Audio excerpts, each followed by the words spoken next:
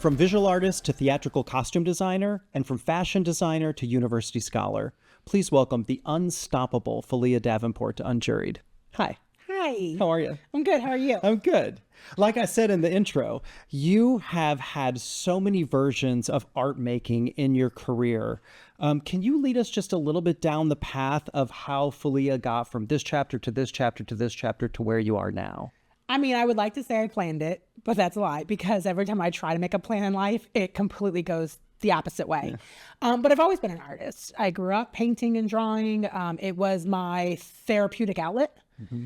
And I think I left it at some point. I think I left it when I got my degrees in theater and was focused on costume design. I stopped doing art besides theater, besides costuming. Yeah. And I never just stuck to one type of art. So when I was doing theater for so long, almost 15 years, I think I just left a big part of myself behind.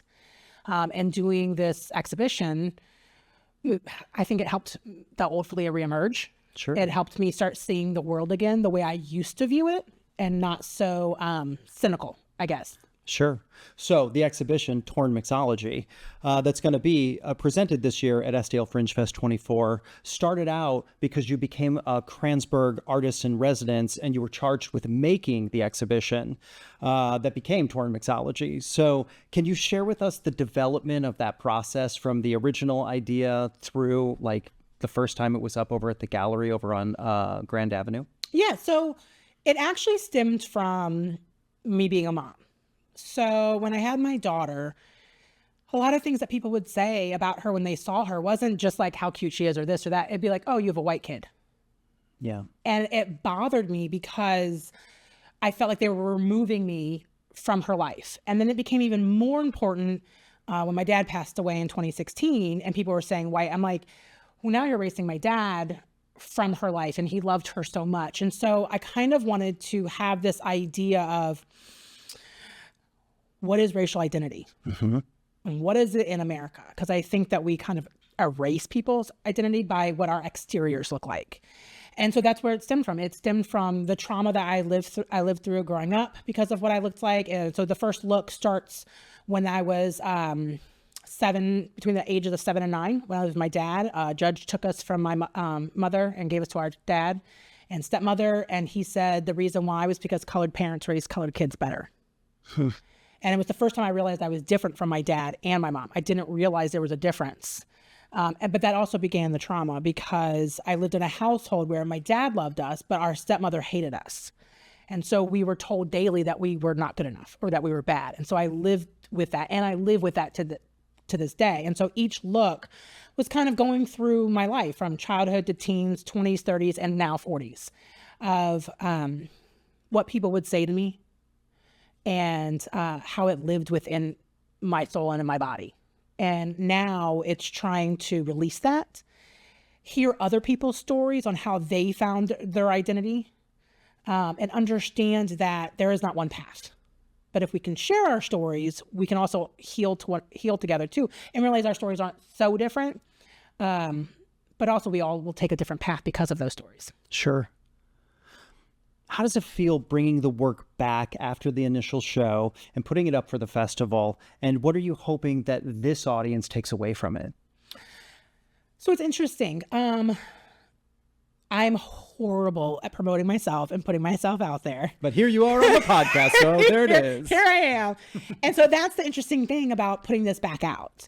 I think the dialogue needs to happen still to this day, especially what's going on in our world and in this country right now. And I think the great thing about this is more people will have access to it than before. So I want to see what other people can get out of it. What other stories? It's actually being developed right now. I'm developing it also into a documentary because I want other people to tell their stories. Though I identify as a Black multiracial woman, but my identity, I was raised in all my different cultures. Not everyone is, and there's more than just the cultural aspect that I talk about through this. It's also about like our hair and how do we maintain it and how do you handle it? And that's not always something that's passed down. Sure. So I don't know, I'm excited. I think more people are going to see it. I want to be able to engage more with people and hear and see if anyone else wants to tell their story as well. How many pieces are there? So there's 5. The first one's called The Christening. And it goes through, and each look is actually in skin tone scale, and the mannequins are black, white, and gray. So it's society versus reality. Society, we always say that someone's black or white. And then if you happen to be mixed, I used to be told I was the gray area. And that's not true. Like, I'm more than just that. And so all the clothing is in skin tone scale, because that's the reality of it all. You know, we're not just black or white. There's more to that. And then I quilted into every look an image of myself during that time. And then I used to write spoken word, and I still do. And my mom kept everything, and I've kept all of it. So she had shipped me stuff. And so I actually embroidered spoken word pieces from each of those aged times with hair, with weave. So I did that because growing up, it was like, you have the good hair, or I can tell you have mixed hair, or is your hair real? And people wanted to like touch it, my hair. Sure. So that's why I used the weave. And then I quilted into it because that is part of the African-American tradition too, especially during Underground Railroad. It's the map. So this was my map. This was my journey. What were the discoveries that you unearthed in creating the process of torn mixology, the happy little tree of Bob Ross land, if you will? So two things. One big thing I learned is that I had been complacent. There was a point where I always spoke my opinion. And some people would say, oh, I've always known you like that. But you knew that version of me, but then that version of me would be quieted in other spaces.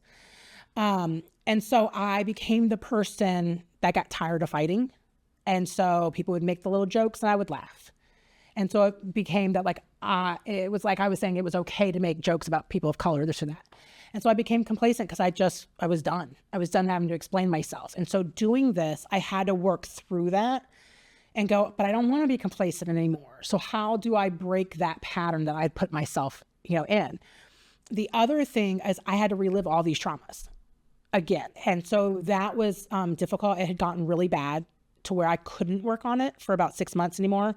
I shut down. I had to relive memories that I had that were locked away, and stuff that I don't remember because I have like 10 years of my life of childhood that I have no recollection of. And so I had to go back to my sister and have discussions. I learned stuff about my past I have no memory of. And so that broke me because it changed some of the truths I thought were truths.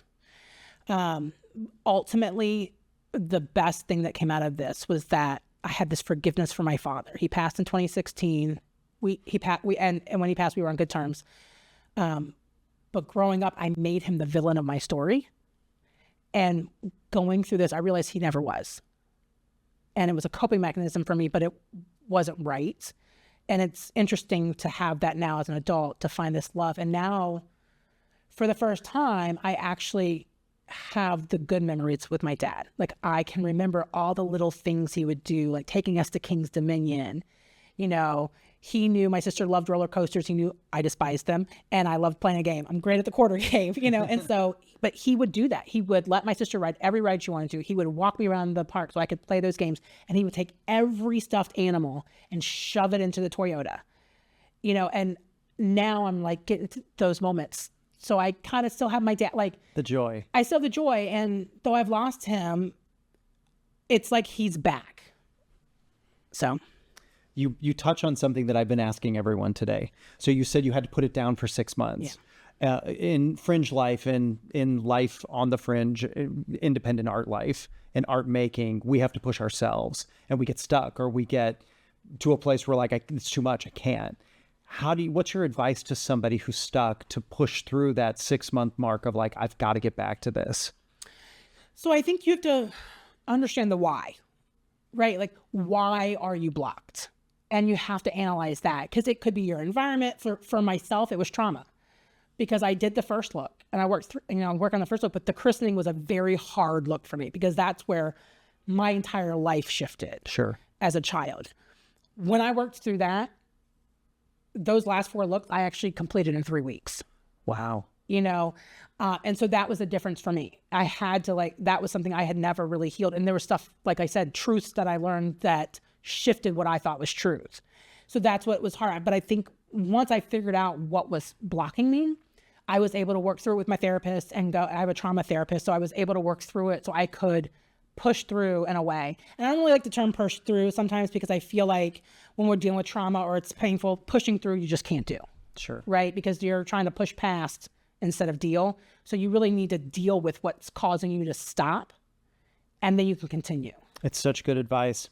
Felia Davenport's Torn Mixology, simply put, is really quite phenomenally breathtaking.